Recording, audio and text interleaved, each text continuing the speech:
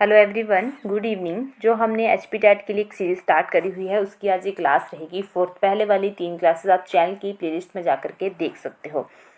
ये वाली series helpful रहेगी आपके आने वाले एचपी टैट के एग्ज़ाम के लिए। एचपी टैट आर्ट्स में जो है वो 60 मार्क्स का सोशल स्टडी पार्ट रहता है और HP TET arts, medical, non medical, Shastri, JBT, LT इन सभी के ही टैट में जो है वो 30 मार्क्स का जो है वो जीके पार्ट आता है। तो इन सभी के लिए ही ये वाली सीरीज जो है वो काफ़ी ज़्यादा हेल्पफुल रहेगी। अमृतसर शहर किसने बसाया था? करेक्ट आंसर रहेगा डी, गुरु रामदास ने। तो आप सभी को पता है कि टोटल 10 गुरु हैं जिनसे रिलेटेड क्वेश्चन जो है वो बहुत बार एग्जाम्स में पूछे जाते हैं। तो अमृतसर शहर की स्थापना करते हैं गुरु रामदास जी और अमृतसर में स्वर्ण मंदिर की स्थापना जो है की जाती है गुरु अर्जुन देव जी के द्वारा। तो जरूर याद रखना है आपने कि गुरु अर्जुन देव जी के द्वारा ही जो है स्वर्ण मंदिर अर्थात हरमंदिर साहब की जो है वो स्थापना की जाती है और जो शहर बसाया जाता है अमृतसर वो बसाया जाता है गुरु रामदास जी के द्वारा। बाकी गुरुओं के पहले गुरु थे गुरु नानक देव जी जिन्होंने सिख धर्म की स्थापना की थी। सेकंड नंबर के गुरु थे गुरु आंगन जी, इनके द्वारा जो है वो गुरुमुखी लिपि की स्थापना की जाती है।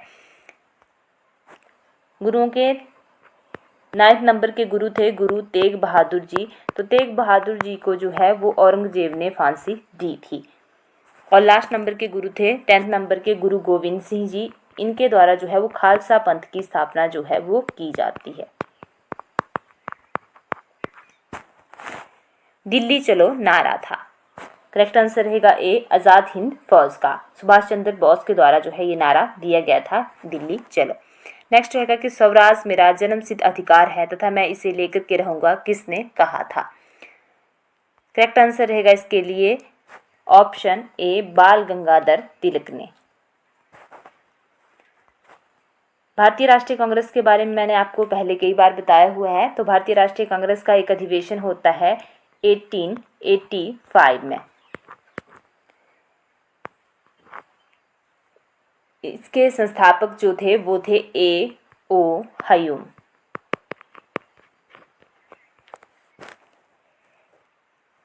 तो भारतीय राष्ट्रीय कांग्रेस के बहुत से अधिवेशन हुए हैं, इनमें से एक अधिवेशन जो है वो 1916 में होता है।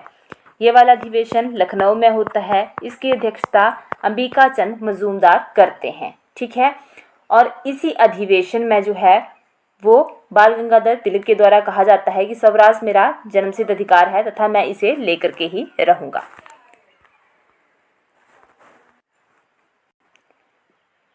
नेक्स्ट क्वेश्चन है कि अमेरिका में गदर पार्टी का संस्थापक कौन था? ऑप्शन सी सही रहेगा, लाला हरदयाल। तो लाला हरदयाल के द्वारा जो है वो 1913 में अमेरिका के सैन फ्रांसिस्को में जो है वो गदर पार्टी की स्थापना की जाती है। नेक्स्ट क्वेश्चन है कि भारत के अंतिम गवर्नर जनरल कौन थे? ऑप्शन रहेगा इसके लिए सही B, Chakravarti Rajagopalachari. Option B. थोड़ा सा मैं आपको यहाँ से बताती हूँ। भारत का पहला गवर्नर जनरल था विलियम बेंटिंक।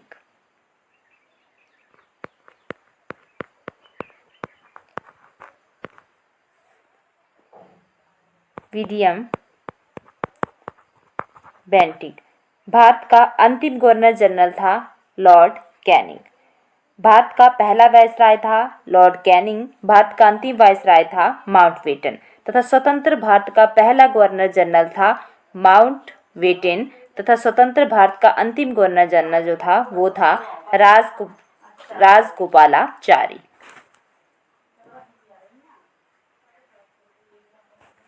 नेक्स्ट है कि निम्नलिखित में से कौन से व्यक्ति को जो है वो सीमांत गांधी के नाम से जाना जाता है? ऑप्शन ए सही रहेगा, खान अब्दुल गफार खान। ये वाला क्वेश्चन बहुत बार जो है वो एग्जाम्स में पूछा जाता है।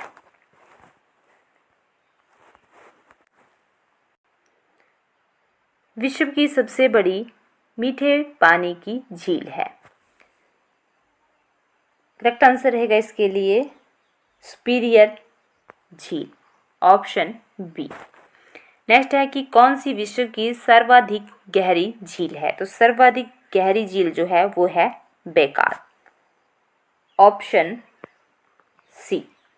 ये जो बैकाल झील है ये है रूस में।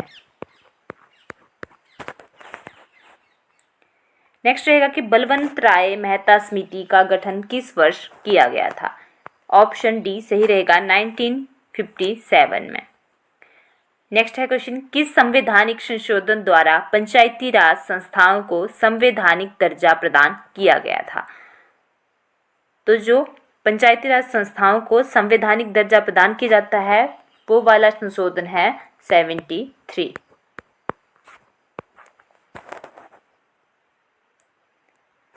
और ये जो 74 संशोधन है ये जो है वो नगर पंचायतों से रिलेटेड है, तो ये भी आपने जरूर ध्यान में रखना है। नेक्स्ट है कि किस युद्ध से भारत में मुगल राज्य की नींव पड़ी। ऑप्शन में है प्लासी का युद्ध, तालीकोटा का युद्ध, पानीपत का युद्ध तथा हल्दी घाटी का युद्ध। करेक्ट आंसर रहेगा सी, पानीपत का प्रथम युद्ध। पानीपत का प्रथम युद्ध जो है वो बाबर तथा इब्राहिम लोदी के बीच में होता है।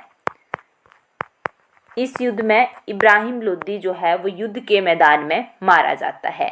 ये जो इब्राहिम लोदी था ये दिल्ली सल्तनत से संबंध रखता था। ये पानीपत का जो प्रथम युद्ध होता है ये होता है 1526 में, ठीक है। और दिल्ली सल्तनत का लोदी वंश होता है, उसी का ही ये शासक होता है इब्राहिम लोदी। क्योंकि दिल्ली सल्तनत में काफ़ी बड़ी है, इसमें अलग अलग वंश आपको देखने को मिलेंगे, तो उसी वंशों में एक वंश आएगा लोदी वंश, और उसी का ही लोदी वंश का ही ये शासक होता है इब्राहिम लोदी। ये युद्ध के मैदान में मारा जाता है और उसके बाद जो है वो बाबर का यहाँ पे फिर शासन करना स्टार्ट होता है। ये जो इब्राहिम लोदी था इसे मारने के लिए खुद इसके सगे संबंधियों ने ही जो है वो बाबर को बुलाया था।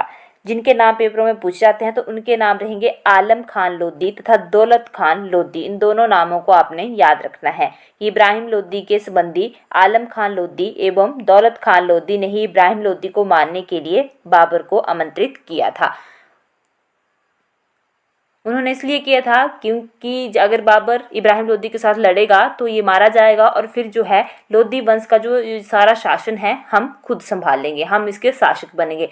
परंतु ऐसा नहीं होता है। उसके बाद जो है बाबर इस पे खुद जो है वो कब्जा कर लेता है और उस शासन को खुद संभालता है, खुद वहाँ का शासक बनता है। नेक्स्ट है कि निम्नलिखित में से किसने अकबर की जीवन कथा लिखी थी। तो अकबरनामा है अकबर की जीवन कथा जो लिखी गई है अबुल फजल के द्वारा। नेक्स्ट क्वेश्चन है कि हुमायूं नामा किसने लिखा था। यहाँ से थोड़ा सा कट हो गया है। हुमायूं नामा जो है वो किसके द्वारा लिखी गई है। तो हुमायूं नामा लिखी जाती है गुलबदन बेगम के द्वारा। ऑप्शन 1 करेक्ट रहेगा। बहुत बार जो है ये वाले क्वेश्चंस एग्जाम्स में पूछे गए हैं। नेक्स्ट क्वेश्चन रहेगा कि कृष्ण देव राय किसके समकालीन थे। मोस्ट इंपॉर्टेंट क्वेश्चन है ये। करेक्ट आंसर रहेगा सी, बाबर के। तो अभी मैंने आपको पीछे क्वेश्चन में दिल्ली सल्तनत के बारे में बताया, तो वहीं से स्टार्ट करते हैं। दिल्ली सल्तनत में जो है आपको अभी मैंने बताया कि अलग अलग वंश आए थे, तो उसी वंशों में एक वंश आता है तुगलक वंश। तो दिल्ली सल्तनत में एक वंश आएगा तुगलक वंश। तुगलक वंश का संस्थापक तो कोई और था, चलो अब बोल दिया मैंने तो आपको नाम भी बता देती हूँ। तो तुगलक वंश का संस्थापक जो था वो था गयासुद्दीन तुगलक। इसी वंश में आगे जाकर के आपको एक शासक देखने को मिलेगा जिसका नाम है मुहम्मद बिन तुगलक। मुहम्मद बिन तुगलक। इसी मुहम्मद बिन तुगलक के समय में जो है वो विजयनगर साम्राज्य जो है वो दिल्ली सल्तनत से टूट जाता है। तो 1336 में जो है 1336 ईस्वी में हरिहर एवं बुक्का ने दिल्ली सल्तनत से टूटकर जो है वो विजयनगर साम्राज्य की स्थापना की थी। ये वाला क्वेश्चन भी जो है एग्जाम में पूछा जाता है कि विजयनगर साम्राज्य जो है वो कौन से साम्राज्य से टूट के बना था। तो दिल्ली सल्तनत से टूटकर जो है वो 1336 में विजयनगर राज्य की स्थापना होती है। उस टाइम पे दिल्ली सल्तनत में जो है वो अभी मैंने आपको बताया कि तुगलक वंश का शासन होता है जिसका शासक होता है मुहम्मद बिन तुगलक। ठीक है, इतना क्लियर हुआ। अब इसके बारे में मैं आपको थोड़ा सा आगे बताती हूँ।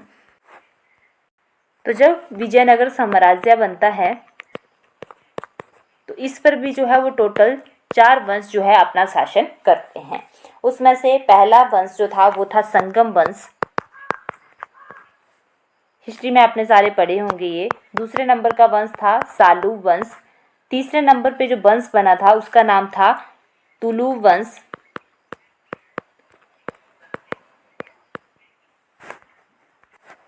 और फोर्थ नंबर पे था आरवीडू वंश। हमने पढ़ना है कृष्णदेव राय के बारे में। तो विजयनगर साम्राज्य में जो तुलु वंश था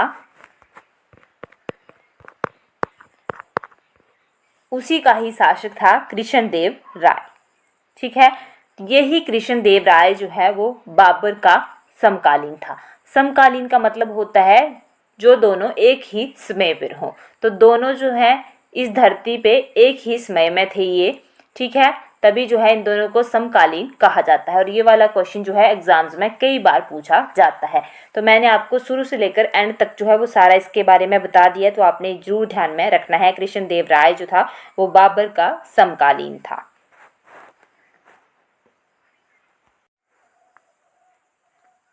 कुव्वत उल इस्लाम मस्जिद का निर्माण किसके द्वारा किया गया था? करेक्ट आंसर रहेगा ए, कुतुबुद्दीन ऐबक। कुतुब मीनार के बारे में भी आपने सुना होगा। तो कुतुब मीनार का जो कार्य शुरू किया था वो किया था कुतुबुद्दीन ऐबक के ही द्वारा। इसी को ही इसका संस्थापक कहा जाता है। परंतु जब इस मीनार की दूसरी मंजिल बन रही थी उस टाइम पे जो है वो कुतुबुद्दीन ऐबक की मृत्यु हो जाती है। तो इसका कंप्लीट कार्य जो पूर्ण करवाया जाता है कार्य वो करवाते हैं फिर इल्तुतमिश। तो दोनों तरह से क्वेश्चन एग्जाम में पूछा जाता है। तो आपने खुद वहाँ पे अच्छे से पढ़ना कि पूछा क्या गया है। अगर पूछा गया हो कि किसने जो है इसका निर्माण कार्य शुरू करवाया था तो करवाया था कुतुबुद्दीन ऐबक ने। अगर कंप्लीट पूछा गया हो स्ट्रेस देके तो वो करवाया था इल्तुतमिश ने। नेक्स्ट है कि त्राइन की पहली लड़ाई जो कि 1191 ईस्वी में होती है निम्नलिखित में से किन के बीच में हुई थी? ये डेट जरूर ध्यान में रखनी है आपने, कई बार एग्जाम्स में पूछी गई है कि त्राइन का प्रथम युद्ध जो है वो कब होता है। तो त्राइन का जो प्रथम युद्ध होता है वो होता है ऑप्शन बी करेक्ट रहेगा, महमूद गोरी और पृथ्वीराज चौहान के बीच में। इस युद्ध में जीता कौन था? तो इस युद्ध में जीतते हैं पृथ्वीराज चौहान। उसके बाद फिर एक साल के बाद 1192 में त्राइन का जो है वो द्वितीय युद्ध हो जाता है। और त्राइन का द्वितीय युद्ध भी मोहम्मद गौरी और जो है वो पृथ्वीराज चौहान के बीच में ही होता है। द्वितीय युद्ध भी इन्हीं के बीच में होता है, परंतु इस बार जो है वो उल्टा हो जाता है। इस बार जो है वो मोहम्मद गौरी जीतता है। पहला युद्ध हुआ था उस टाइम पृथ्वीराज चौहान जीते थे, और दूसरा युद्ध जब होता है तो उस टाइम पे मोहम्मद गौरी जीतता है।